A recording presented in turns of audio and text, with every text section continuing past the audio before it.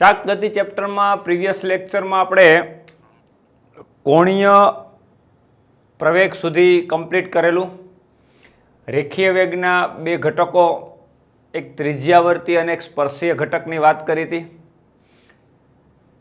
આજનો જે આપણો ટોપિક છે દોસ્તો, એ ભણાવતા પહેલાં હું તમને એક મહત્ત્વની વાત ગતિશાસ્ત્ર માટે યાદ કરાવી દઉં, પછી આ ટોપિકની શરૂઆત કરીએ તો આપણને આ ટોપિકની અંદર ભણવાની બહુ મજા પડશે.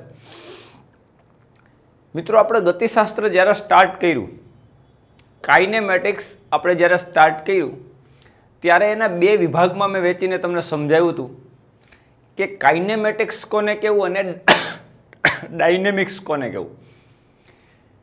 દોસ્તો, કાઇનેમેટિક્સ એટલે તમારું શુદ્ધ ગતિશાસ્ત્ર છે કે જેની અંદર પદાર્થ ગતિ કરતો હોય, અથવા તો પદાર્થ દાખલા તરીકે ફોર એક્ઝામ્પલ અત્યારે કોઈ પદાર્થ ઉપરથી પડે તો મુક્ત પતન કરે છે, તો આપણે કહીએ કે અચળ પ્રવેગી ગતિ સાથે નીચે આવે. તો એ શુદ્ધ ગતિશાસ્ત્રની વાત હતી કાઇનેમેટિક્સની અંદર. મિત્રો, જ્યારે ડાયનેમિક્સની વાત આવે ત્યારે ગતિ થવાનું કારણની સાથે આપણે ચર્ચા કરતા હોઈએ. ધારો કે ઉપરથી તમે પદાર્થને મૂકો તો ગતિ થવાનું કારણ શું? તો આપણે સીધું કહીએ કે ગુરુત્વાકર્ષણ બળ. તો બળ એ ડાયનેમિક્સની અગત્યની ભૌતિક રાશિ થઈ કહેવાય. કાઇનેમેટિક્સ એટલે શુદ્ધ ગતિશાસ્ત્ર, જેમાં દોસ્તો ગતિ થવાનું કારણની આપણે ચર્ચા કરતા નથી.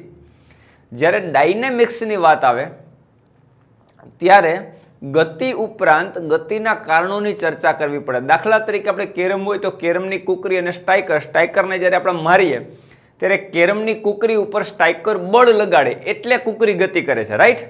એટલે સ્ટ્રાઇકર પોતાની ગતિ ઉર્જા કુકરીમાં ટ્રાન્સફર કરે છે. તો એનો મતલબ એ ગતિ ઉર્જા કોને મળે? કુકરીને. પણ એ થવાનું કારણ શું દોસ્તો? જ્યારે સ્ટ્રાઇકર એની ઉપર ફોર્સ લગાડે. તો કુકરીની ગતિ બરોબર છે, પણ જ્યારે ગતિ થવાના કારણની આપણે ચર્ચા કરતા હોય ત્યારે એ ગતિશાસ્ત્રનો કયો ભાગ આવે? ડાયનેમિક્સ. તો કાઇનેમેટિક્સ એટલે તમારું શુદ્ધ ગતિશાસ્ત્ર થાય, જ્યારે ડાયનેમિક્સ એટલે ગતિ થવાના કારણોની ચર્ચા કરવી પડે. એ બધું ડાયનેમિક્સની અંદર આવે. હવે આપણે અત્યારે જે ભણીએ છીએ કઈ ગતિ છે દોસ્તો? રોટેશનલ મોશન, ચાક ગતિ છે. તો ગતિ જ ભમરડાની ગતિ છે, પંખાની ગતિ છે, આ બધી જ ગતિઓ વિશે આપણે ચર્ચા કરી. આ બધા પ્રકારની ગતિ ચાક ગતિ છે. કુંભારના ચાકની ગતિ એ ચાક ગતિ છે. તો આ ચેપ્ટરની અંદર આપણે એક સ્થિર અક્ષને અનુલક્ષીને કોઈ દ્રઢ પદાર્થ ચાક ગતિ કરતો હોય એવા કેસ આપણે ચર્ચા કરીએ છીએ. અને આ ચાક ગતિ માત્ર આપણે ચાક ગતિ કહીએ અથવા તો ગતિની ચર્ચા કરીએ તો આપણે કહીએ રોટેશનલ કાઇનેમેટિક્સ. ગતિશાસ્ત્ર ખરું, પણ કેવું?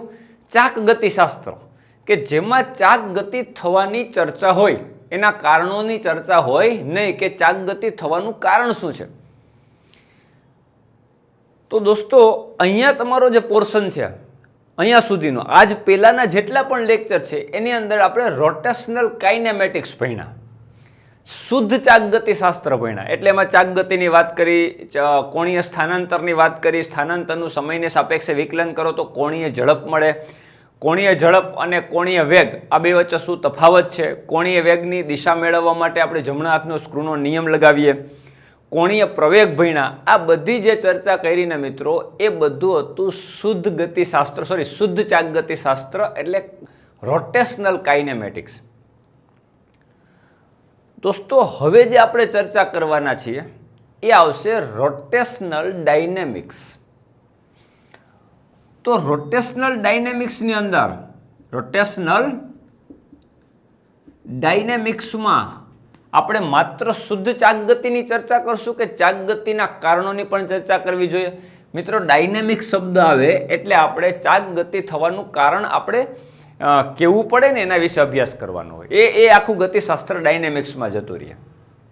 તો આજે જે આપણે ભણવાના છે એ રોટેશનલ મોશન નહીં, પણ રોટેશનલ મોશન થવાનું રીઝન શું? ચાક ગતિ કેમ ઉત્પન્ન કરી શકાય? શું કામ એ ચાક ગતિ ઉત્પન્ન કરી? એ તમારું રોટેશનલ ડાયનેમિક્સમાં આવશે મિત્રો. તો આપણે આજે રોટેશનલ ડાયનેમિક્સની અગત્યની ફિઝિકલ ક્વોન્ટિટીઝ એટલે ભૌતિક રાશિ આપણે ભણવાની છે કે જેમાં ચાક ગતિ ઉત્પન્ન થવાનું કારણ સમજાવે છે, અથવા તો ચાક ગતિ ઉત્પન્ન એ ભૌતિક રાશિને કારણે થાય છે. દોસ્તો આપણે જેમ સુરેખ પથ ઉપર ગતિ, સમતલમાં ગતિ, જે પણ ચેપ્ટર ભણ્યા એમાં ગતિ ઉત્પન્ન થવાનું કારણ શું? એટલે તમારી પાસે એક જ જવાબ હોય, બળ. હવે એ બળ ચુંબકીય બળ હોઈ શકે, એ ગુરુત્વાકર્ષીય બળ હોઈ શકે, એ ઘર્ષણ બળ હોઈ શકે, એ તમે કોઈ ધક્કો મારો બાહ્ય બળ હોઈ શકે, કોઈ પણ પ્રકારનું બળ હોઈ શકે. તો એ ગતિ થવાનું કારણ હતું. તો ચાક ગતિ કરવા માટે પણ બળ તો લગાડવું જ પડશે મિત્રો. ચાક ગતિ કરવા માટે બળ તો લગાડવું જ પડશે. પણ મિત્રો યાદ રાખો કે ચાક ગતિ ઉત્પન્ન કરવા માટે માત્ર બળ જવાબદાર નથી. સમજો, ચાક ગતિ ઉત્પન્ન કરાવવા માટે માત્ર બળ જવાબદાર નથી. હું એક એક્ઝામ્પલ આપું. મિત્રો તમારા ઘરની અંદર દરવાજા હોય છે, બારી બારણા હોય છે, એમાં એક આવી મિજાગરો મારેલી સ્થિર ધરી હોય, આ રાઈટ. પછી તમે બારણાને આ રીતે આમ ખોલ બંધ કરતા હો, આ રીતે. ક્લિયર? હવે સમજો, આ તમારો જડિત મિજાગરો છે અને એની અક્ષ, મિજાગરાને અક્ષ તરીકે લઈને આ રીતે તમારું ઘરનું બારણું આમ ફરે છે. આ ત્યારે તમારા ઘરનો દરવાજો દીધેલો છે. હવે આ તમારે દરવાજાને ખોલવો હોય, અથવા પુસ્તક સમજી લો ને, પુસ્તકના પાના ફેરવતી વખતે આપણે શું કરીએ, અહીંયા ધરી તરીકે આ જ્યાં બુક્સના પેજ બધા ચોંટાડેલા હોય એ ભાગ, અને આ પેજવાળો ભાગ, રાઈટ. આ બારણાની જ આપણે અત્યારે વાત કરીએ. તો મિત્રો આ જે બારણું છે ત્યાં અહીંયા હેન્ડલ હોય છેડે, રાઈટ. આ હેન્ડલ પકડી અને તમે આમ ખેંચો તમારી બાજુ આમ, એટલે બારણું ખોલ બંધ થાય. આ ખોલ્યું પછી આ બંધ થયું, રાઈટ. હવે આ જ હેન્ડલને તમે આમ ખેંચો તો આ દિશામાં, જે દિશામાં બારણાનું સમતલ છે એ દિશામાં ખેંચો તો શું થાય? ચાક ગતિ કરશે આ બારણું. મિત્રો તમે ગમે એટલા ફોર્સ સાથે ખેંચો, કદાચ હેવીમાં હેવી તાકાત લગાવો, અને જો આ મિજાગરો થોડો ઢીલો હોય અથવા તો એ પર્યાપ્ત રીતે બળ સહન કરી શકે એટલો ચુસ્ત ના કરેલો હોય, તો આ મિજાગરો અહીંથી નીકળી જશે, પણ આ બારણું ચાક ગતિ કરી શકશે નહીં. કારણ કે તમે જે બારણું છે એને સમતલને સમાંતર, એટલે કે આ ધરી અને બારણું, આ ધરી છે એ બારણાને લંબ છે, આ ધરી છે એ બારણાના સમતલના રીતે લંબ છે, પણ આ બારણાનું જે સમતલ છે એને સમાંતર તમે આમ ખેંચશો આમ, તો આ બારણું ચાક ગતિ કરવાનું નથી મિત્રો. અહીંથી મિજાગરામાંથી નીકળી જશે પણ બારણું ચાક ગતિ કરશે નહીં. તો તમારે સિમ્પલ શું કરવું પડે, આ તમારું હેન્ડલ છે એનાથી તમારે આમ ખેંચવું પડે આમ, રાઈટ. તો બેય કેસમાં દોસ્તો તમે બળ લગાડેલું છે, રાઈટ. પણ આ કેસમાંથી ચાક ગતિ ઉત્પન્ન ના થઈ. આ કેસ એટલે બારણાના સમતલને તમે લંબ બળ લગાડ્યું ત્યારે જ ચાક ગતિ ઉત્પન્ન થઈ. એટલે દોસ્તો ચાક ગતિ ઉત્પન્ન કરાવવા માટે જો ખાલી બળ જ જવાબદાર હોત તો આ બળ તમે ગમે એમ લગાવ્યું હોત, આમ લગાવ્યો કે આમ લગાવો, બારણું ચાક ગતિ કરવું જોઈએ, રાઈટ. પણ એક કિસ્સામાં બારણું ચાક ગતિ કરે છે, ફરે છે આમ, રાઈટ. એક કિસ્સામાં ફરતું નથી. આનો મતલબ ચાક ગતિ ઉત્પન્ન કરાવવા માટે, રોટેશનલ મોશન માટે બળ જવાબદાર નથી, બીજી કંઈક ભૌતિક રાશિ હોવી જોઈએ, ખાલી બળ નથી. શું હોય તો કે બળ યોગ્ય દિશામાં આપવું જોઈએ ને. બળ તો છે જ, બળનો ફાળો નથી એવું નથી, બળનો ફાળો છે, પણ ગમે એમ બળ આપશો તો નહીં હાલે, ગમે એ જગ્યા ઉપર બળ આપશો તો નહીં હાલે. જો ગમે એ જગ્યાનો મતલબ સમજાવું, અત્યારે બારણું છે, રાઈટ. આ આખું તમારું ઘરનું બારણું છે, તો બારણાનું હેન્ડલ અહીંયા છેડે જ હોય. મિત્રો ક્યારેય તમે અહીંયા જોયું હોય ધરી, તમારી જે મિજાગરા હોય એની પાસે હેન્ડલ ક્યારેય જોયું તમે? કોઈ પણ ટેકનિકલ માણસને અથવા તો કોઈ પણ મિસ્ત્રી હોય એને તમે એમ કહો કે ભાઈ અહીંયા મને પેલો બાર ખેંચવાનો હોય, ધરીની મિજાગરાની બાજુમાં હેન્ડલ લગાવી દે, તો એમ કે આ ભાઈનો મગજ છટકી ગયો લાગે. હેન્ડલ છેડે જ હોય, રાઈટ. શું કામે? તમે ઓછું બળ લગાડશો તો પણ તમે સરળતાથી બારણાને ખેંચશો, એટલે બારણું ચાક ગતિ કરશે અને ખોલબંધ થઈ શકે. એ જ મિજાગરા પાસે તમે હેન્ડલ રાખ્યું હોય તો એ સરળતાથી તમે ખોલબંધ કરી શકો નહીં. એટલે દોસ્તો યોગ્ય જગ્યા ઉપર, મિજાગરાની સાપેક્ષમાં યોગ્ય જગ્યા ઉપર અને યોગ્ય દિશામાં બળ લગાડશો તો જ બારણું ચાક ગતિ કરશે. એનો મતલબ માત્ર ચાક ગતિ કરાવવા માટે ખાલી બળ જવાબદાર નથી, રાઈટ. તો કઈ ભૌતિક રાશિ જવાબદાર છે બળ સિવાય? તો એની આપણે આજે ચર્ચા કરવાની છે. એટલે રોટેશનલ ડાયનેમિક્સની અગત્યની ભૌતિક રાશિની આજે ચર્ચા કરવાની છે. સમજો દોસ્તો, દાખલા તરીકે તમારું આ એક XY સમતલ છે, આ એક શખ્સ આ વાય અક્ષ. ક્લિયર? હવે આપણે પછી ફરીથી એ જ વસ્તુ બારણાની સાથે તમને ઉદાહરણ આપીને સમજાવીશ, બીજા 2-3 ઉદાહરણ આપીને સમજાવીશ કે આ ભૌતિક રાશિ ખરેખર ક્યાં કેવી રીતે ઉપયોગી. સિમ્પલ સમજીએ. ધારો કે કોઈ XY સમતલની અંદર એક આ કોણ છે. આ કોણનું નામ આપી દઈએ આપણે P. ગમે એ કોણનું નામ આપી શકાય. P નામનો કોઈ કોણ છે. આ સંદર્ભ બિંદુ 0, 0 XY સમતલમાં એની સાપેક્ષે પહેલા આનો સ્થાન સદિશ બતાવીએ. ચલો, આ સ્થાન સદિશ છે તમારો R. આપણે ભણી ગયા છીએ સ્થાન સદિશ શું છે. પદાર્થનું સંદર્ભ બિંદુની સાપેક્ષે સ્થાન બતાવજો તો જે સદિશ છે સ્થાન સદિશ છે, એને કહી દીધો મેં R. હવે જેમ બારણા ઉપર આપણે બળ લગાડતા હતા એની કોઈને કોઈ દિશા હશે, એમાં આ કોણ ઉપર બળ લગાડીએ એની આપણે દિશા નક્કી કરીએ. ચલો, આ કોણ જે છે એને આ દિશામાં હું બળ લગાડું. આમ આ દિશામાં ફોર્સ લગાડ્યું. ક્લિયર? અને એનો સદિશ જે છે R નો સદિશ, સ્થાન સદિશ આ દિશામાં છે. આને હું લંબાવી દઉં એટલે તમને ખ્યાલ આવે. સ્થાન સદિશ આમ છે અને હું બળ આમ લગાડું છું.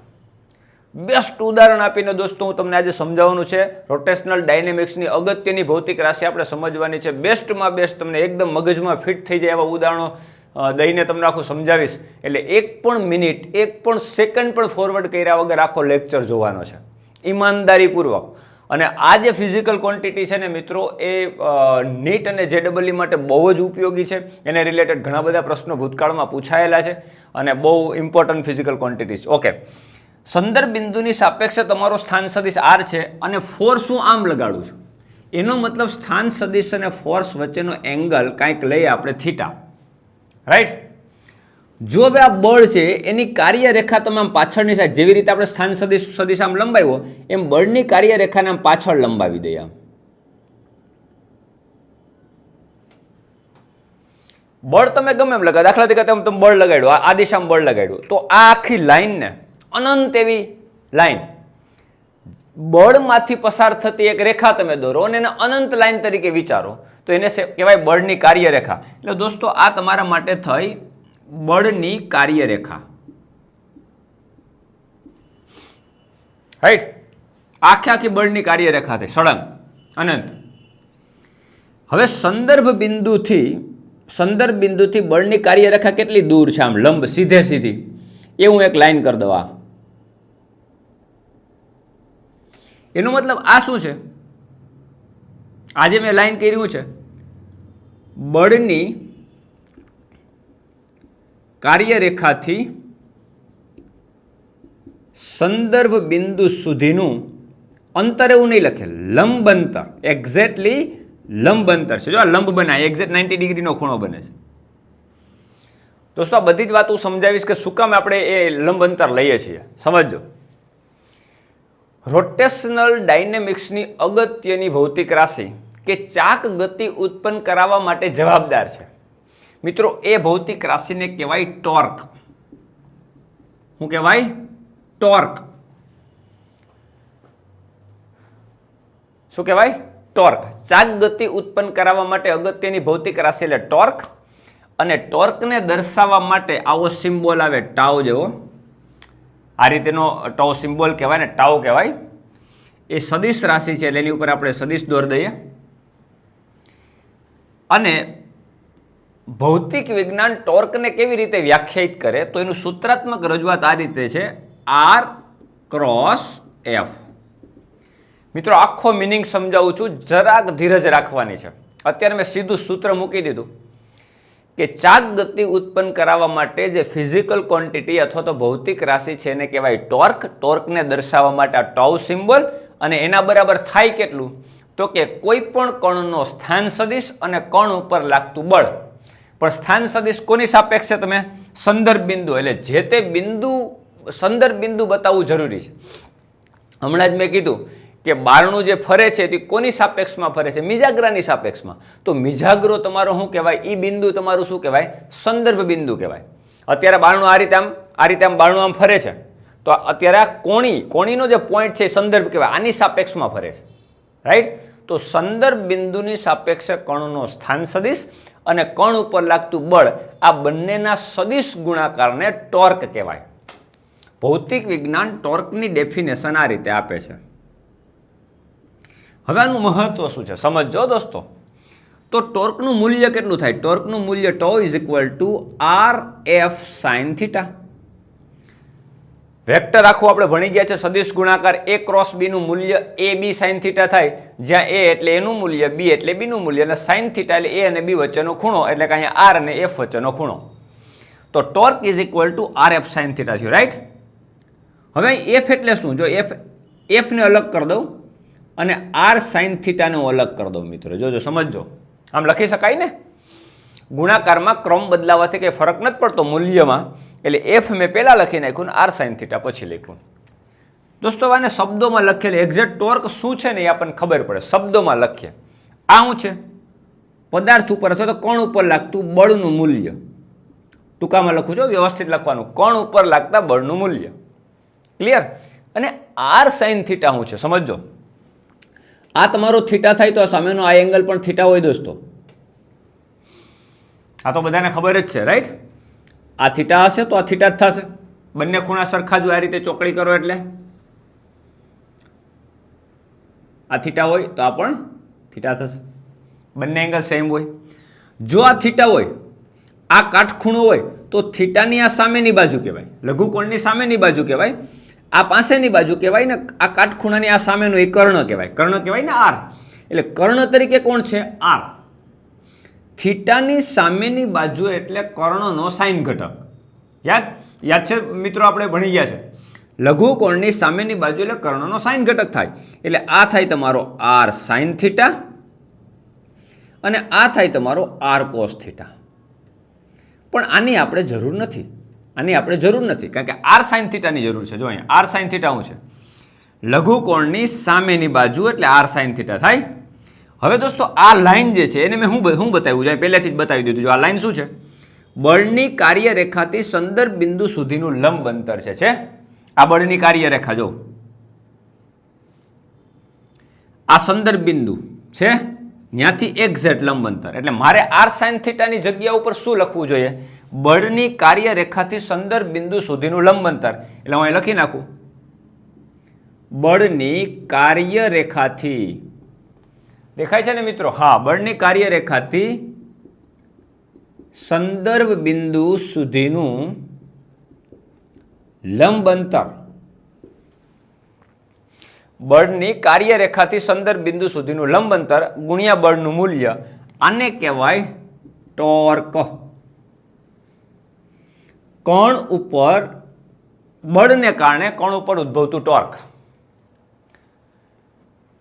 મિત્રો આ થઈ ગયું તમારા કણ ઉપર લાગતું ટોર્ક.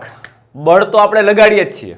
બળ લગાડીએ તો બળનું મૂલ્ય જેટલું હોય એટલું એ, અને ગુણ્યા બળ તમે જે દિશામાં લગાડેલું છે એની કાર્યરેખાથી સંદર્ભ બિંદુ, કોણ કેટલો દૂર છે એ સંદર્ભ લીધો ને આપણે.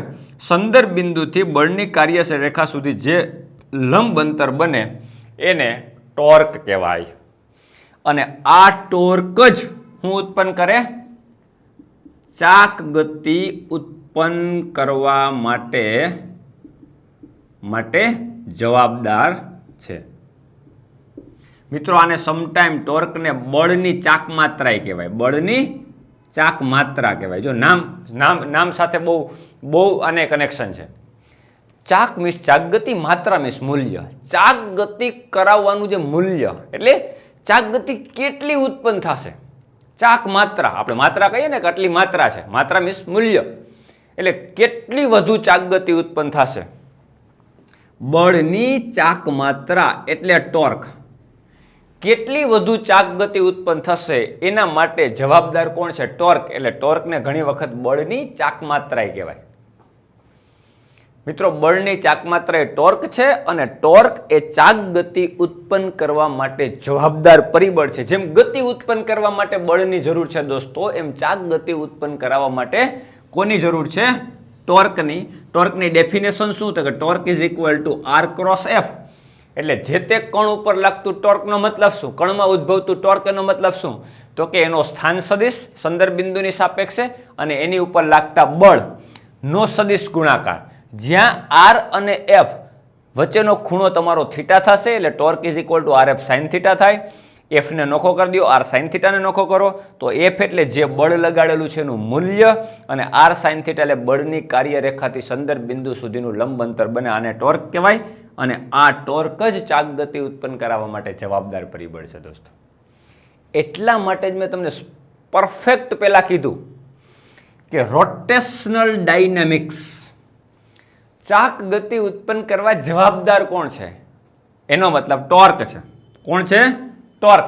એનો મતલબ થયો કે રોટેશનલ ડાયનેમિક્સની અગત્યની ભૌતિક રાશિ કોણ? તો કે ટોર્ક. અને આનો એકમ શું થશે? Newton into metre. આર છે એ સ્થાન સદિશ છે, એસઆઈ પદ્ધતિમાં મીટર, બળનો એકમ ન્યૂટન એટલે ન્યૂટન ઇન્ટુ મીટર. ટોર્ક શેમાં મપાય મિત્રો? એસઆઈ પદ્ધતિ પ્રમાણે ન્યૂટન ઇન્ટુ મીટરમાં. હવે આપણે ટોર્કને ડીપમાં સમજવાનો પ્રયત્ન કરીએ. મિત્રો ધ્યાન રાખજો, ટોર્કને આપણે ડીપમાં સમજવું એનો મતલબ જ્યારે એમાંથી એમસીક્યુ પૂછાય ત્યારે એને કેવી રીતે ટેકલ કરવા. ઘણા બધા એક્ઝામ્પલ આપી અને હું તમને ટોર્ક સમજાવીશ કે અહીંયા ટોર્કનું મહત્વ શું છે. ક્લિયર દોસ્તો? મિત્રો હવે આપણે ટોર્ક જે છે એ કઈ દિશામાં હોય એનું મૂલ્ય તો આપણે ચર્ચા કરી લીધી. હવે કઈ દિશામાં હોય તો જમણા હાથના સ્ક્રૂના નિયમ પ્રમાણે સદિશ ગુણાકારમાં આપણે ટોર્કની દિશા ભણી ગયા છીએ, છતાં પણ એક ચર્ચા કરી દો અને પછી એની અંદર તમારે ઉદાહરણ આપીને સમજાવું કે ટોર્ક જે વાસ્તવમાં ક્યાં ઉપયોગમાં આવે છે અને એમાં કઈ કઈ ઘટનાઓ જે છે એને આની સાથે સાંકળી શકાય. ઓકે દોસ્તો, અત્યારે હું એક કોણ વિચારું અહીંયા અને સંદર્ભ બિંદુની સાપેક્ષ એનો સ્થાન સદિશ મેં હમણાં તમને કીધું એ પ્રમાણે આ સંદર્ભ બિંદુની સાપેક્ષનો સ્થાન સદિશ આ બતાવ્યો આર. આ એની દિશા છે. ક્લિયર? આ તમારા માટે આર છે, આરની દિશા. હવે આની ઉપર હું આમ ફોર્સ લગાડું છું આ દિશામાં. આ મારા માટે ફોર્સનો સદિશ અને આ બંને વચ્ચે એંગલ થીટા બને છે. મિત્રો આ એક્સ અક્ષ છે ને આ વાય અક્ષ છે. મેં અત્યારે આ કણને XY સમતલમાં લીધો છે અને એની ઉપર કાંઈક ફોર્સ લાગે છે કોઈ ચોક્કસ દિશામાં. એ દિશા અને સ્થાન સદિશ વચ્ચેનો મેં એંગલ થીટા બતાવ્યો. તો હવે મારે ટોર્કની દિશા મેળવવી તો કેવી રીતે મળે મિત્રો? યાદ કરો, ટોર્ક ઇઝ ઇક્વલ ટુ જો આર ક્રોસ એફ લખાતું હોય તો આર ક્રોસ એફની દિશા એ જ કોની દિશા થશે? ટોર્કની દિશા થશે. તો આર ક્રોસ એફની દિશા કેમ મેળવવાની? યાદ કરો, આર અને એફથી બનતા સમતલને લંબ, જમણા હાથનો સ્ક્રૂનો નિયમ યાદ કરો. એ ક્રોસ બીની દિશા કેમ મેળવાય? એ અને બીથી બનતા સમતલને લંબ પહેલા સ્ક્રૂને ગોઠવો. એટલે પહેલા તો સ્ક્રૂને ગોઠવતા શીખવાનું. આર અને એફથી બનતા સમતલને લંબ. તો મિત્રો આર અને એફ મેં કયા સમતલમાં લીધો? XY. રાઈટ? તો હવે મારે એને લંબ એટલે એક્ઝેક્ટ સ્ક્રૂને ઝેડ અક્ષની દિશામાં ગોઠવવાનો. મતલબ મારે કેમ ગોઠવવાનો? પુસ્તકના પાનાને લંબ તમારા માટે, મારા માટે આ બોર્ડના સમતલને લંબ એટલે સ્ક્રૂને આમ ગોઠવવાનો. આ XY સમતલ છે બોર્ડમાં છે તો મારે સ્ક્રૂને ગોઠવવાનો બોર્ડના સમતલને લંબ આ રીતે. ક્લિયર? હવે ઘુમાવાનો કેમ? એફ થી આર કે આર થી એફ? તો સિમ્પલ આર થી એફ. રાઈટ? તો હું આર થી એફ ઘુમાવું એટલે આર થી એફ, આ આર નો સદિશ આ એફ નો સદિશ એટલે આમ ઘુમાવાનો. કેમ? Anti clockwise. આ એન્ટી ક્લોકવાઇઝ કહેવાય ને, આ ક્લોકવાઇઝ કહેવાય, એન્ટી ક્લોકવાઇઝ. સ્ક્રૂને આમ રાખીને એન્ટી ક્લોકવાઇઝ ઘુમાવું, આમ ઘુમાવું તો શું થાય મિત્રો? આ રીતે તમે એક ડિસમિસ લેવાની અથવા તો સ્ક્રૂ ડ્રાઈવર લેવાનું, આ રીતે આમ દિવાલ ઉપર રાખીને આમ ઘુમાવું આમ તો સ્ક્રૂ ખુલશે અને આમ કરશો એટલે ટાઈટ થશે. ક્લિયર? અત્યારે આમ કરીએ છીએ આપણે આર થી એફ એટલે સ્ક્રૂ ખુલે. સ્ક્રૂ ખુલે મીન્સ કઈ તરફ આવે? બાર તરફ. મીન્સ ટોર્કની દિશા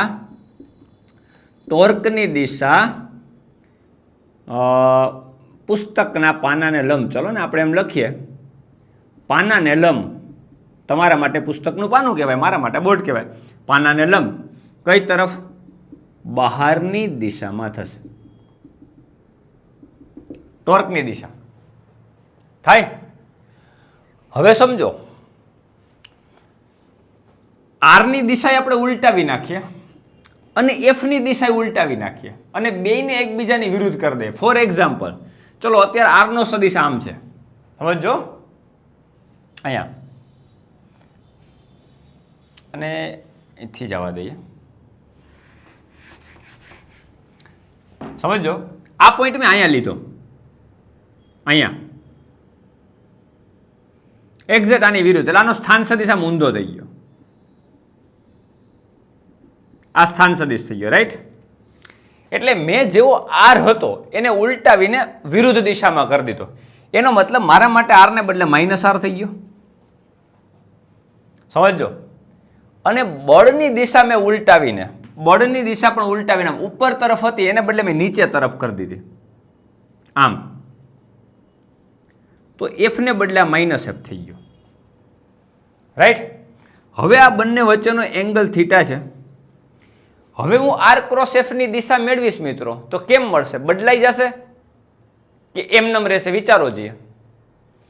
કેમ મળતું હતું પહેલા? બળની ટોર્કની દિશા કેમ મળતી હતી? બળની નહીં, ટોર્કની દિશા પણ કેમ મળતી હતી? બોર્ડના સમતલે લંબ 12 તરફ. તો હવે આપણે આરનો સદિશ આમને બદલે ઊંધો કરી નાખ્યો, વિરુદ્ધ કરી નાખ્યો, અને એફ ઉપર હતો એને બદલે નીચે કરી નાખ્યો. બે સદિશો તમે ઉલટાવી નાખો તો શું થાય? દિશા બદલાશે નહીં મિત્રો, દિશા બદલાશે નહીં. શું કામ? કારણ કે આપણે આમ લખીએ theoretical, torque is equal to minus R cross minus F. બેની દિશા ઉલટાવી નાખી, માઇનસ માઇનસ પ્લસ થઈ ગયું, એનો મતલબ આર ક્રોસ એફ જ રહે, બદલાય નહીં ને. તો દિશા બદલાશે નહીં. ચેક કરવું હોય તો કરી લઈએ આપણે. ચલો આ કોણ છે? એક્સ વાય સમતલમાં સ્ક્રૂને આમ ગોઠવી દીધો. હવે મારે ઘુમાવવાનો આર થી એફ, એને બદલે મારા માટે માઇનસ આર થી માઇનસ એફ થાય ને. માઇનસ આર એટલે આમ ને માઇનસ એફ એટલે આમ, ઘુમાવવાનો આમ થાય. તો સ્ક્રૂને આમ જ ઘુમાવવાનું, ભલે ઓલી બાજુ સમતલ વહી ગયું ને બદલે આ બાજુ આવી ગયું, રાઈટ. તો સ્ક્રૂને ઘુમાવવાનું તો આમ જ છે ને, એન્ટી ક્લોકવાઇઝ. તો આમ એન્ટી ક્લોકવાઇઝ ઘુમાવો તો સ્ક્રૂ કેમ આવે? બહાર તરફ. તો આની દિશા બહાર તરફ જ થાય. હા, કોઈ પણ એકની દિશા ઉલટાવી નાખો તો તમારી ટોર્કની દિશા બદલાઈ જશે. જો એ પણ ચેક કરી લઈએ આપણે.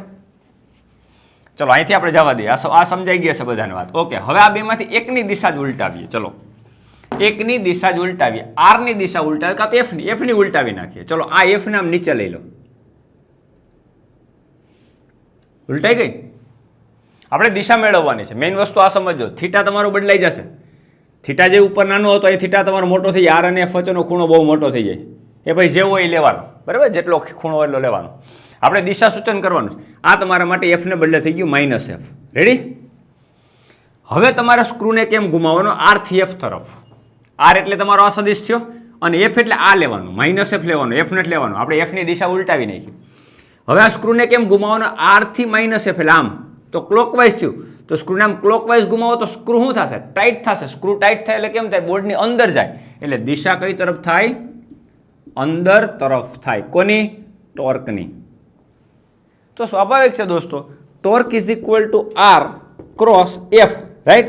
એને બદલે આર ક્રોસ શું થઈ જાય? માઇનસ એફ થઈ જાય. કારણ કે આર એમને રહેવા દીધો ને એફને માઇનસ એફ કરી દીધો. તો આર ક્રોસ એફ, અહીંયા એકની નિશાની માઇનસ હોય તો આને કેમ લખી શકાય? F cross R. યાદ કરો, એ ક્રોસ બી હોય, કોઈ પણ એકની નિશાની માઇનસ કરી નાખો એટલે ઉલટાઈ જાય, બી ક્રોસ એ થઈ જાય, એમાં એફ ક્રોસ આર થઈ જાય. તો torque is equal to F cross R થઈ ગયું. એફ ક્રોસ આર થઈ ગયું. તો એફ ક્રોસ આરની દિશા આર ક્રોસ એસ કરતા ઉલટી જ હોય. એ ક્રોસ બીની દિશા બી ક્રોસ એ કરતા હંમેશા ઉલટી જ હોય. બંનેની દિશા એકબીજાને વિરુદ્ધ હોય. આ પોઝિટિવ લ્યો અને નેગેટિવ લેવું પડે તો જ આ બંને સરખા લખી શકાય, બાકી સરખા લખી શકાય નહીં. યાદ કરો, ગુણધર્મ આપણે ભણી ગયા. A cross B is not equal to B cross A. આમ લખી ન શકાય, કારણ કે બેની દિશા વિરુદ્ધ હોય. હા, લખવું હોય તો શું કરવું પડે? આગળ માઇનસ કરી દો તો હવે લખી શકાય ઇક્વલ. હવે આગળ માઇનસ કરી દો, કારણ કે આને માઇનસ કરી દો એટલે પાછું આ એ ક્રોસ બી ઉલટાઈ જાય. એટલે એ ક્રોસ બી બરાબર એ ક્રોસ બી થઈ જાય.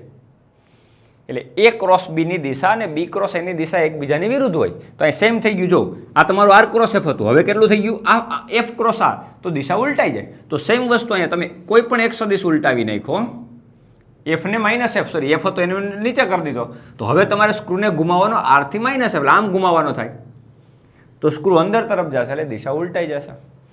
એટલે આર અને એફ બંનેને ઉલટાવી નાખશો તો તમારી દિશા એકને એક રહેશે ટોર્કની, પણ કાં તો આરને ઉલટાવી નાખો ને કાં તો એફને ઉલટાવી નાખો તો ટોર્કની દિશા હશે એના કરતાં કેવી થઈ જશે? વિરુદ્ધ થઈ જશે. એક વાત આ. બીજી મહત્વની વાત સમજો દોસ્તો, બીજી મહત્વની વાત, આ તો સદિશની વાત થઈ ગઈ અને સદિશના ગુણાકાર આપણે સારી રીતે ભણી ગયા છીએ. વેક્ટર જેની આખું પરફેક્ટ ભણ્યા હશે એને આ વાતની ચોક્કસ રીતે ખબર હશે, એમાં કોઈ ડાઉટ નથી. હવે આપણે વાત છે કે ટોર્કનું મહત્વ શું છે. ટોર્કનું મહત્વ શું છે? ટોર્ક ચાક ગતિ કરાવવા માટે કેવી રીતે જવાબદાર છે સમજીએ આપણે. મિત્રો, તમે ટેકનિકલ માણસ હોય, કોઈ મિકેનિકલ હોય, એને તમે પાના પકડથી અથવા તો કોઈ મોટો હેવી બોલ્ટ હોય એને ખોલતા તમે જોયા હશે.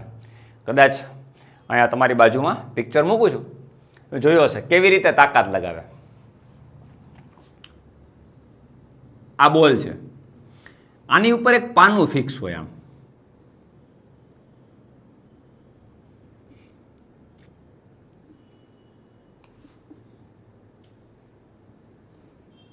આ રીતનું કોઈ પાનું છે, રાઈટ? આ બોલ છે અને આ પાનું છે. તમે ક્યારેય જોયું હશે કે મિકેનિકલ જે પણ વ્યક્તિ છે એ બોલ્ટને ફેરવવા માટે અથવા તો ટાઈટ કરવા માટે તો ખોલવા માટે અહીંયા બળ લગાડશે કે અહીંયા નજીક લગાડશે? એટલે તમારો પહેલો જવાબ હશે અહીંયા લગાડશે, છેડે. છેડે બળ લગાડે. સંદર્ભ બિંદુ કયું? આ બોલ્ટ કોની સાપેક્ષે ફરે? તો કે આ પોઈન્ટની સાપેક્ષ. આ સંદર્ભ બિંદુ છે, આની સાપેક્ષે આમ ફરે, રાઈટ? નોર્મલ બોલ ઢીલો હોય તો આપણે કેમ ફેરવીએ? આમ હાથથી ફેરવી નાખીએ, હાથથી ફેરવી નાખીએ. એનો મતલબ આ બોલ્ટને આપણે હાથથી ફેરવીએ, સ્પર્શકની દિશામાં બળ લગાડીએ, સ્પર્શકની દિશામાં બળ લગાડીએ. એટલે બળની દિશા અહીંયા અને આ સેન્ટર, આ વચ્ચેનું અંતર અત્યંત નાનું, એટલે આર અત્યંત નાનો થઈ જાય. આ તમારો બોલ્ટ છે, તમે આ બોલને આમ હાથથી ફેરવો આમ, એનો મતલબ તમે સ્પર્શકની દિશામાં બળ લગાડો. અહીંયા સેન્ટર છે તો આ બંને વચ્ચેનું અંતર આર, એટલે બળની કાર્યરેખા એફ અને અહીંયા સંદર્ભ બિંદુ બંને વચ્ચેનું અંતર અત્યંત નાનું છે. બળની કાર્યરેખાથી સંદર્ભ બિંદુનું અત્યંત અંતર નાનું હોય તો ટોર્ક નાનું મળે. ટોર્કની વ્યાખ્યા શું છે? હમણાં જ આપણે લખ્યું. ટોર્ક બરાબર શું? તો કે બળ ગુણ્યા બળની કાર્યરેખાથી સંદર્ભ બિંદુ સુધીનું લંબ અંતર. મિત્રો, તમે સ્પર્શકની દિશામાં બળ લગાડો તો આ બળની કાર્યરેખા થઈ ગઈ અને સંદર્ભ બિંદુ આની વચ્ચેનું અંતર એટલે બોલ્ટની ત્રિજ્યા થઈ ગઈ. તો બોલ્ટ તો અત્યંત નાનો હોય, એવડો બોલ્ટ હોય તો ત્રિજ્યાની એટલી હોય, એટલે આ અંતર થઈ ગયું. તો આ અંતર આ નાનું તો ટોર્ક નાનું, તો ચાક ગતિ ઉત્પન્ન થવામાં મુશ્કેલી થાય. એટલે ટોર્ક નાનું મળે ને તો ચાક ગતિ ઓછી ઉત્પન્ન થાય. આ ટોર્કનું મહત્વ સમજાવું છું. જેમ ટોર્ક વધુ એમ ચાક ગતિ વધુ સારી રીતે ઉત્પન્ન કરી શકો ઓછા બળથી. શું કામ? અહીંયા બળ છે એ ચલો 2 ન્યૂટન જ છે, 1 ન્યૂટન જ છે, પણ સામે બળની કાર્યરેખાથી સંદર્ભ બિંદુનું અંતર જે છે 50 મીટર હોય તો એનો મતલબ 50 ગુણ્યા 2 કરો એટલે 100 થઈ જાય. તો ટોર્ક 100 ન્યૂટન ઇન્ટુ મીટર ઉત્પન્ન થાય તો તમે ચાક ગતિ વધારે ઉત્પન્ન કરી શકો. ઓછા બળની જરૂર છે. ઓછા બળે વધુ કાર્ય કરવું હોય, વધુ ટોર્ક ઉત્પન્ન કરવું હોય તો જરૂરિયાત શું છે? બળની કાર્યરેખાથી સંદર્ભ બિંદુનું લંબ અંતર મોટું હોવું જોઈએ. હવે તમે બોલ્ટને આમ તમારે હાથથી ફેરવો તો આ લંબ અંતર ઘટી જાય. એટલા માટે આપણે પાના બનાવ્યા છે ભાઈ. મિત્રો સમજો, એટલા માટે કંપનીએ પાના બનાવ્યા છે કે પહેલાં અહીં પાનું ફિક્સ કરી દો, એટલે તમારે અહીંયા હાથ લગાડવાની જરૂર નથી, છેક અહીંયા હાથ રાખવાનો. હવે તમે હાથ અહીંયા રાખો છો, અહીંયા ફોર્સ લગાડો છો અને આમ લગાડો. આ બોલ છે, આ બોલ છે અને પાનું આમ લગાવો તમે, રાઈટ? એટલે આ બળની કાર્યરેખા, આ બળની કાર્યરેખા, આ બળની કાર્યરેખા, આ સંદર્ભ બિંદુ, ત્યાંથી આ લંબ અંતર એટલે આ પાનાની લંબાઈ થઈ ગઈ ને, તો આર મોટો, તો બળની કાર્યરેખાથી સંદર્ભ બિંદુનું લંબ અંતર મોટું, અને લંબ અંતર મોટું તો ટોર્ક મોટું, તો ઓછા બળે તમે વધુ ટોર્ક ઉત્પન્ન કરાવી અને તમે ચાક ગતિ કરાવી શકો. ક્યારેય તમે મિકેનિકલને આ પાનું આમ ખેંચતા નહીં જોયો હોય. આવી રીતે પાનું હોય તો આમ ખેંચતો ન હોય. ખેંચે તો ચાક ગતિ જ ઉત્પન્ન ના થાય. આ દિશામાં બળ લગાડે તો ચાક ગતિ ઉત્પન્ન ના થાય. એને આ પાનાને લંબામ બળ લગાડવું પડે તો જ ચાક ગતિ ઉત્પન્ન થાય. મિત્રો અત્યારે વિચારો, જોજો, સમજજો, આ બહુ પ્રેક્ટિકલી છે.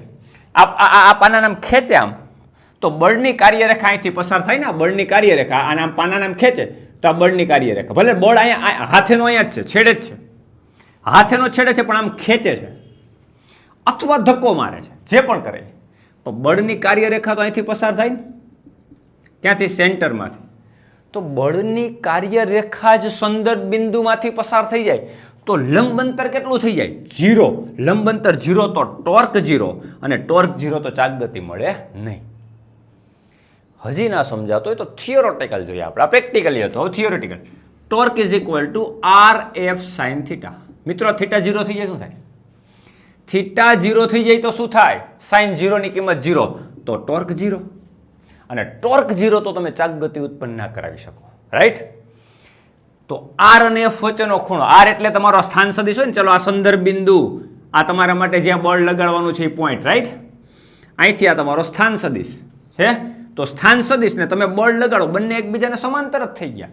એટલે સ્થાન સદિશ અને બળનો સદિશ એકબીજાને સમાંતર કે પ્રતિ સમાંતર. ખેંચો તો સમાંતર, ધક્કો મારો તો પ્રતિ સમાંતર. તો કાં તો ખૂણો 0 ડિગ્રીનો બને ને કાં તો 180 ડિગ્રીનો. બે કેસમાં સાઇન 0 જ થશે. સાઇન 0 ની કિંમતે 0 થાય, સાઇન 180 પણ એટલે સાઇન પાઈ રેડિયન પણ 0 થાય. તો R ને સમાંતર બળ લગાડશો કે પ્રતિ સમાંતર બળ લગાડશો, ટોર્ક 0 જ થશે. આ પાનાને ખેંચો તો સ્થાન સદિશની દિશામાં, અને આ પાનાને આમ ધક્કો મારો તો સ્થાન સદિશની વિરુદ્ધ કે 180 ડિગ્રી. તો 0 ડિગ્રી કે 180 ડિગ્રી ઉપર સાઇનની વેલ્યુ 0 જ થાય મિત્રો, એટલે ટોર્ક 0 થઈ જાય. ટોર્ક 0 થઈ જાય ચાકગતિ ઉત્પન્ન ના થાય. હવે પ્રેક્ટિકલ મેં વાત કરી કે આ પાનાને ખેંચવાથી કે ધક્કો મારવાથી ચાકગતિ ઉત્પન્ન નહીં થાય. આ પાનાને તમારે શું કરવું પડે? કાં તો લંબ લગાવવાથી ઈઝી થઈ જાય. શું કામ? કે સાઇન 90 થઈ જાય. સાઇન 90 ની કિંમત 1, તો ટોર્ક થઈ ગયું તમારું RF.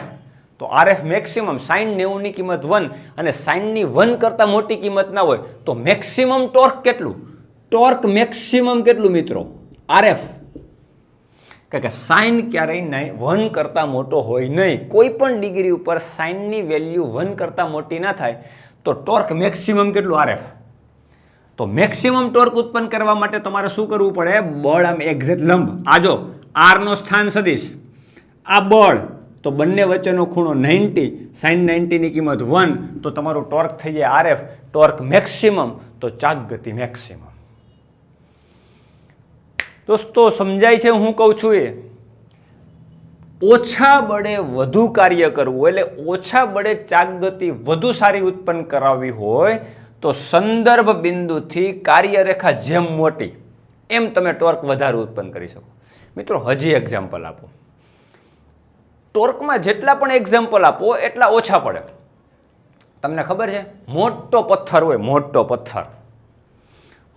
પથ્થર હોય, એ જમીન ઉપર પડ્યો હોય અને એને ઉચકવો હોય અથવા તો ગબડાવવો હોય પથ્થરને, તો આપણે નીચે, આ પથ્થર છે, ચલો આ પથ્થર છે, રાઈટ, એને ગબડાવવો એટલે નીચે આપણે કોઈ લોખંડની પાઇપ, નીચે આ જમીન છે, હવે મોટો હેવી પથ્થર છે, એને ગબડાવવો છે, તો આપણે જમીનની નીચે અહીંયા પાઇપ ફસાવી દઈએ, અને જેવો તમે અહીંથી આમ ધક્કો મારો પાઇપને, એટલે આને ઊંચું બળ લગાડશે એટલે સીધો ગબડી જશે.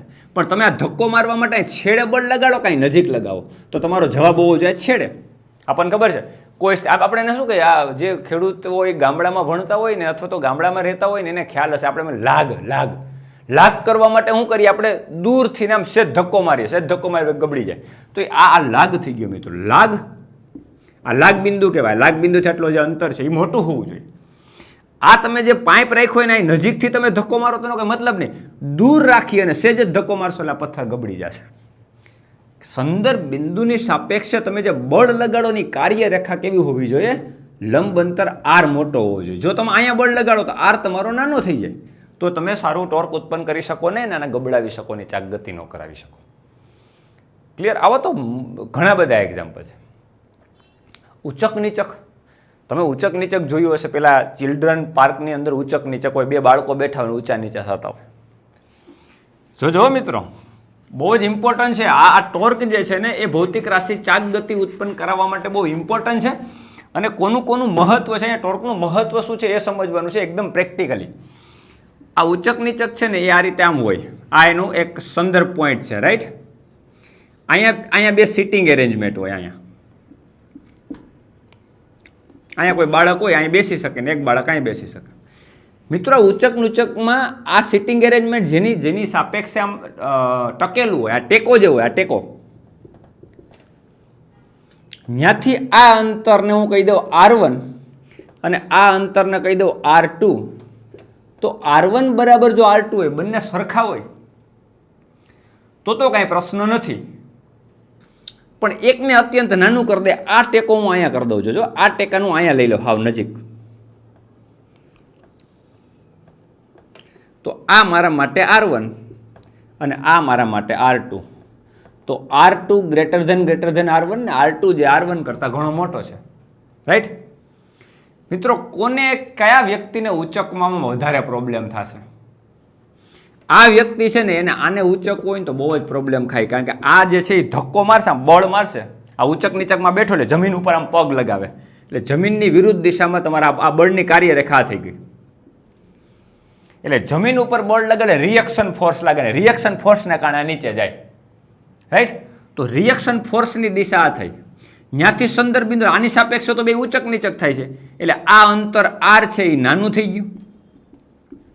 એટલે ને બહુ વધુ બળ લગાડવું પડે ત્યારે ટોર્ક ઉત્પન્ન થાય. કારણ કે torque is equal two RF. કારણ કે આ બંને વચ્ચેનો ખૂણો તો 90 ડિગ્રી થયું, sin 90 ની કિંમત 1, એટલે આપણે ભૂલી જાય.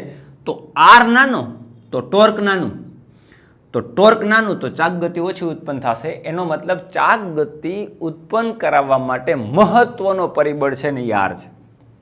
F તો છે જ, બળનું મૂલ્ય તો છે જ, બળ તો લગાડો, જેમ બળ વધુ લગાડશો એમ તો ટોર્ક વધુ ઉત્પન્ન કરી શકશો જ. પણ મહત્વનો બીજો ફેક્ટર કયો છે? સંદર્ભ બિંદુથી લંબ અંતર બહુ ઇમ્પોર્ટન્ટ છે. ક્લિયર દોસ્તો? આને બહુ ઇઝી, આ વ્યક્તિને બહુ ઇઝી પડશે. એનો R મોટો થઈ ગયો, જો R અત્યંત મોટો થઈ ગયો. આલાગ બિંદુ અહીંયા સંદર્ભ બિંદુ અને ત્યાંથી ના બળની કાર્યરેખા, તો આ બળની કાર્યરેખા F ની કાર્યરેખા અને આ તમારું લંબ અંતર, તો આ મોટું થઈ ગયું. તો R મોટો તો ટોર્ક મોટું, તો આ ઓછું બળ લગાડશે તો પણ R ગુણાકારમાં મોટો થઈ જાય, એટલે આનો ગુણાકાર મોટો એટલે ટોર્ક મોટો એટલે સરળતાથી ચાક ગતિ ઉત્પન્ન કરાવી શકે. એટલે મિત્રો અહીંયા ટોર્કને જ્યારે વ્યાખ્યાના સ્વરૂપમાં લખીએ, torque is equal two RF sin θ, ત્યારે બધી જ વસ્તુનું મહત્વ છે. R એટલે સંદર્ભ બિંદુથી લંબ અંતરનું મહત્વ છે, સંદર્ભ બિંદુથી બળની કાર્યરેખા સુધીનું લંબ અંતરનું મહત્વ છે, બળના મૂલ્યનું મહત્વ છે. જેમ બળ વધુ એમ ટોર્ક વધુ. પણ ઓછા બળે વધુ ટોર્ક ઉત્પન્ન કરાવવું હોય તો બીજો વિકલ્પ કયો? R મોટો કરી દો એટલે સરળતા થઈ જશે. એટલે R નું મૂલ્ય જેમ મોટું એમ ટોર્ક મોટું, F જેમ મોટો એમ ટોર્ક મોટું, રાઈટ. સાઇન થીટા મહત્વ, R અને F વચ્ચેનો ખૂણો જો 0 હશે તો ટોર્ક 0, બે વચ્ચેનો ખૂણો 90 તો ટોર્ક મેક્સિમમ. ચલો બે વચ્ચેનો ખૂણો 90 નથી અને 30 ડિગ્રી છે. દાખલા તરીકે તમે બળ આમ લગાડો છો અને સ્થાન સદિશ આમ છે ને આ બંને વચ્ચેનો ખૂણો 30 ડિગ્રી, તો સાઇન 30 ની કિંમત કેટલી થાય? 1/2. તો RF કરતાં કેટલું? અડધું થઈ જાય. એટલે ટોર્ક ઉત્પન્ન થશે પણ મેક્સિમમ ટોર્ક કરતાં કેટલું થઈ જશે? અડધું થઈ જશે. મેક્સિમમ ટોર્ક RF હોય એના કરતાં અડધું થઈ જાય. તો થીટા ઉપર ડિપેન્ડ છે ટોર્ક, બળના મૂલ્ય ઉપર ડિપેન્ડ છે અને સંદર્ભ બિંદુથી બળની કાર્યરેખાના લંબ અંતરનું પણ મહત્વ છે. જેટલા એક્ઝામ્પલ આપો ને મિત્રો એટલા એક્ઝામ્પલ ઓછા પડે. ગુરુત્વાકર્ષણ બળની વાત કરીએ આપણે કે પૃથ્વી સૂર્યની આસપાસ પરિભ્રમણ કરે તો પૃથ્વી ઉપર કાંઈ ટોર્ક લાગે છે કે નહીં, આવો પ્રશ્ન હોય તો મિત્રો આ સીધો જવાબ આવે, ટોર્ક 0 થાય. શું કામ? કારણ કે આ પૃથ્વી છે, આ સૂર્ય છે અને આ પૃથ્વી છે. રેડી? આ પૃથ્વી આ રીતે ગોળ ગોળ, આપણે કક્ષા એક્ઝેક્ટ ગોળ ધાર લે, આમ તો લંબવૃત્તિ કક્ષા હોય પણ એક્ઝેક્ટ આપણે અત્યારે ગોળ કન્સિડર કરી શકીએ. એ આપણે ગુરુત્વાકર્ષણમાં વધારે ડીપમાં ભણશું, રાઈટ. આ સૂર્ય છે અને આ પૃથ્વી છે. સૂર્ય અને પૃથ્વી બંને વચ્ચે ગ્રેવિટેશન ફોર્સ છે ને ગ્રેવિટેશન ફોર્સ હંમેશા બંને પદાર્થની વચ્ચેથી, એટલે કે એના દ્રવ્યમાન કેન્દ્રમાંથી પાસ થતી હોય. એટલે સૂર્યનું આ સેન્ટર અને પૃથ્વીનું આ સેન્ટર, એમાં બંને વચ્ચે ગુરુત્વાકર્ષણ બળ હંમેશા આમ લાગતું હોય. બળની કાર્યરેખા આમ જ હોય. કોઈ પણ બે પદાર્થ છે, આ બે પદાર્થ છે તો બળની કાર્યરેખા બંને પદાર્થમાંથી જ પાસ થતી હોય. એટલે બળની કાર્યરેખા અહીંથી પાસ થાય. રેડી? ક્યાંથી પસાર થાય? સૂર્યના સેન્ટરમાંથી. અને પૃથ્વી કોની સાપેક્ષમાં ફરે? ચાકગતિ કોની સાપેક્ષમાં કરે? સૂર્યની આસપાસ. તો સંદર્ભ બિંદુ પણ કોણ? સૂર્યનું કેન્દ્ર. બળની એટલે ગુરુત્વાકર્ષણ બળની કાર્યરેખા ક્યાંથી પસાર થાય તો કે સૂર્યના સેન્ટરમાંથી, એટલે આર અને એફ વચ્ચેનું અંતર શૂન્ય થઈ ગયું, બંને વચ્ચેનું લંબ અંતર શૂન્ય, તો ટોર્ક 0. ગ્રેવિટેશનમાં આપણે વધારે ભણશું મિત્રો, પણ આ તો તમને જસ્ટ એક્ઝામ્પલ આપું છું કે ટોર્ક કયા સંજોગોમાં 0 થાય, કયા સંજોગોમાં મેક્સિમમ થાય, કયા સંજોગોમાં ઘટે. થીટા ઘટે તો ટોર્ક ઘટશે, થીટા જેમ વધતું જેમ ટોર્ક વધે, થીટા 90 થઈ ગયો તો ટોર્ક મેક્સિમમ થઈ ગયું. એફનું મૂલ્ય બદલાય તોય ટોર્ક બદલાય, આર સંદર્ભ બિંદુથી લંબ અંતર બદલાય તોય ટોર્ક બદલાય, અને લંબ અંતર જો 0 થઈ જાય તો ટોર્ક 0 થઈ જાય. એનું એક્ઝામ્પલ આપ્યું કે સૂર્ય અને પૃથ્વી વચ્ચેની બળની કાર્યરેખા, ગુરુત્વાકર્ષણ બળની કાર્યરેખા સૂર્યમાંથી જ પાસ થાય. તો સૂર્યમાંથી પસાર થતી બળની કાર્યરેખા અને સંદર્ભ બિંદુ તો સૂર્ય જ કહેવાય, આ જ સૂર્યનું સેન્ટર, એની આસપાસ તો ફરતું હોય, તો બંને વચ્ચેનું લંબ અંતર 0 થઈ જાય તો ટોર્ક 0 થઈ જાય. એટલે પૃથ્વી ઉપર લાગતું ટોર્ક સૂર્યની સાપેક્ષે કેટલું થઈ જાય? 0. તો અહીંયા સંદર્ભ બિંદુનું મહત્વ પણ એટલું જ ઇમ્પોર્ટન્ટ છે કે સંદર્ભ બિંદુથી બળની કાર્યરેખા સુધીનું લંબ અંતર બને છે કે નહીં.